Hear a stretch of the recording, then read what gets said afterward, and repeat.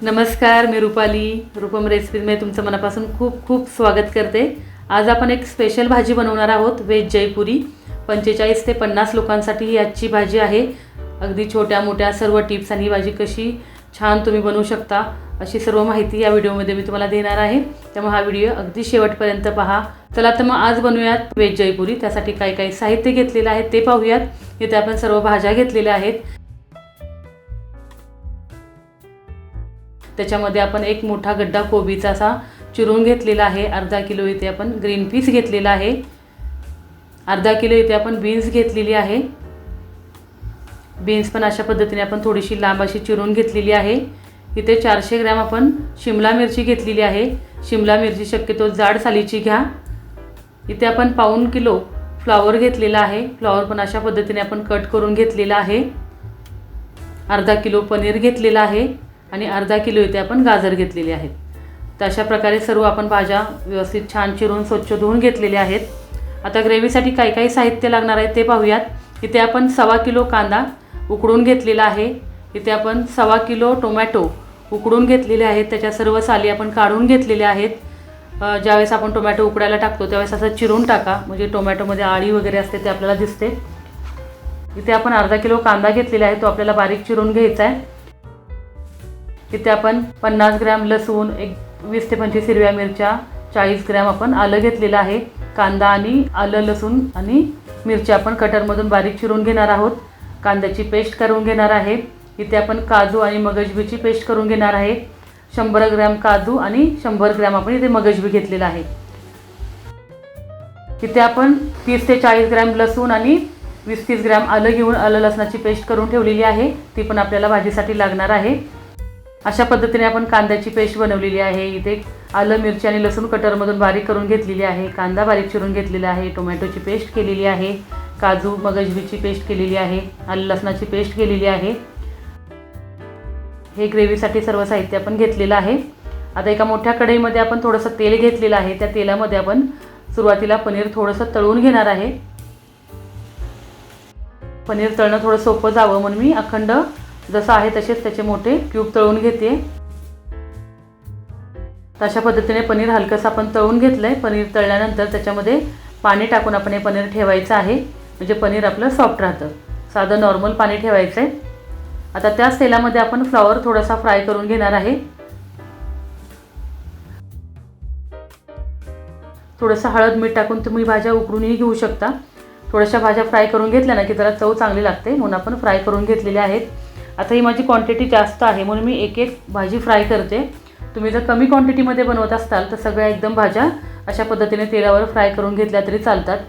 फक्त भाजी फ्राय करताना त्याच्यामध्ये थोडंसं मीठ टाका, म्हणजे भाजीला चव येते।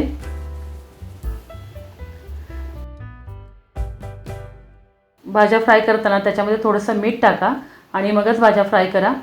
अशा पद्धतीने आपली शिमला मिरची पण फ्राय करून झालेली आहे। ते एक एक करून सर्व भाज्या आपण अशाच पद्धतीने अगदी थोड्या तेलावर फ्राय करून घेतो। तुम्ही तळून घेऊ शकता, उकडून घेऊ शकता, तुमच्या आवडीनुसार तुम्ही घेऊ शकता।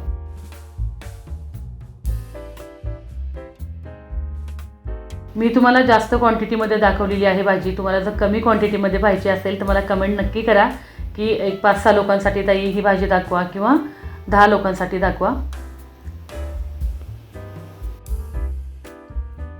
तर अशा पद्धतीने आपण ग्रीन पीस आहे तो पण छान फ्राय करून घेतलेला आहे। सगळ्यात शेवटी आपण कोबी फ्राय करून घेणार आहे।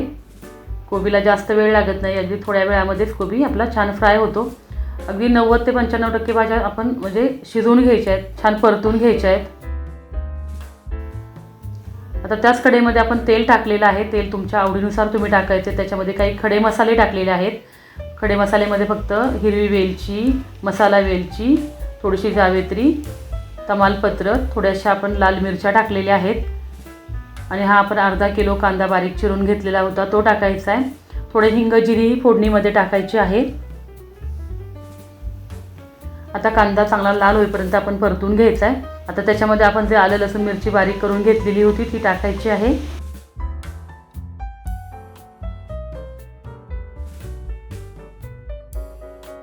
हे साहित्य आहे ते छान लाल होईपर्यंत आपण परतून घ्यायचं आहे।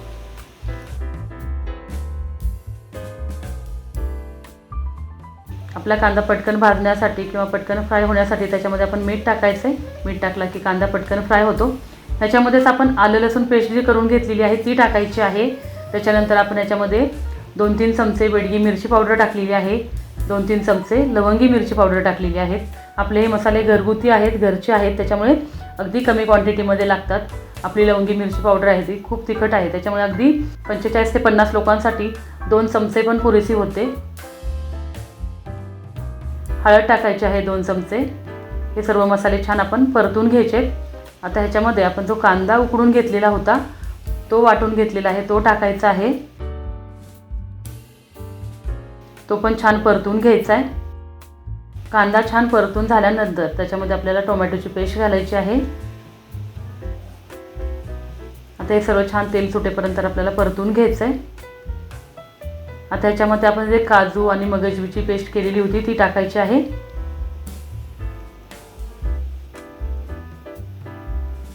आता हे सर्व साहित्य अगदी छान आपण तेल सुटेपर्यंत परतून घ्यायचं आहे.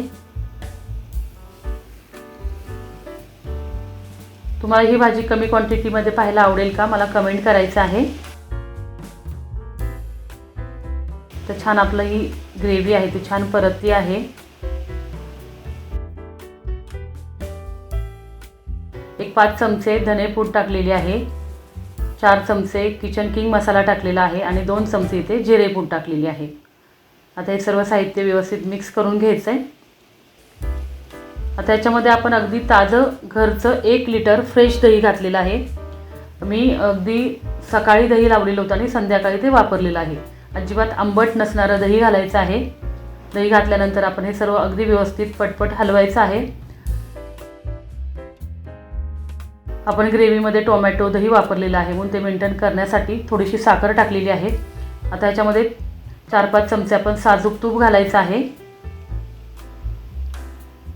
आणि 2-3 चमचे इथे अमूल बटर वापरायचं आहे.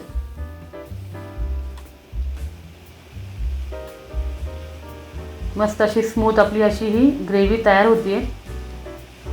आता हे सर्व छान परतून झालेलं आहे. आता ह्याच्यामध्ये आपल्याला पाणी टाकायचं आहे. पाणी टाकून ही ग्रेव्ही आपल्याला छान शिजवून घ्यायची आहे.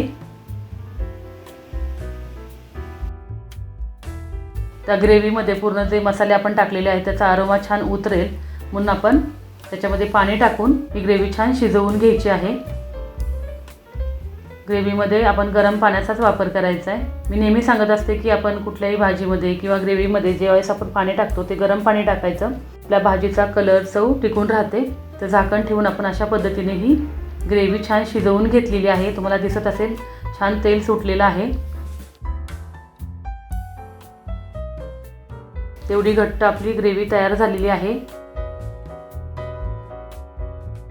आता याच्यामध्ये आपण ज्या भाज्या परतून घेतलेल्या होत्या त्या टाकायच्या आहेत.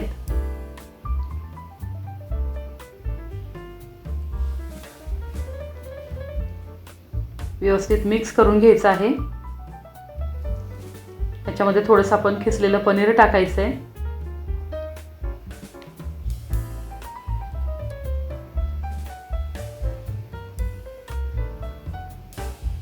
छान अशी क्रीमी आपली ही भाजी तयार होते. आता याच्यामध्ये आपण जे पनीर तळून घेतलेलं होतं ते छान असं कट करून आपण टाकलेलं आहे.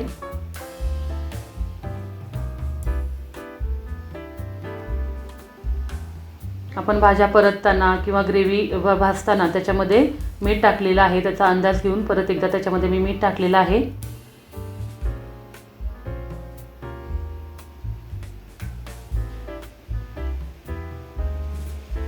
आता सगळ्यात शेवटी आपण ह्याच्यामध्ये अमूल क्रीम वापरणार आहे. त्याच्यामध्ये मी अमूलची 200 ग्रॅम फ्रेश क्रीम वापरलेली आहे. फ्रेश क्रीम टाकल्यानंतर परत एकदा भाजी छान आपण हलवून घ्यायची आणि उकळून द्यायची आहे. सर्व भाज्या छान आपल्याला ह्या ग्रेव्हीमध्ये शिजवून द्यायच्या आहेत. वरून थोडी कसुरी मेथी घातलेली आहे. बारीक चिरलेली कोथिंबीर पण घालायची आहे. तशा पद्धतीने आपली ही व्हेज जयपुरी तयार झालेली आहे. माझी रेसिपी तुम्हाला कशी वाटली मला कमेंट करून नक्की कळवा.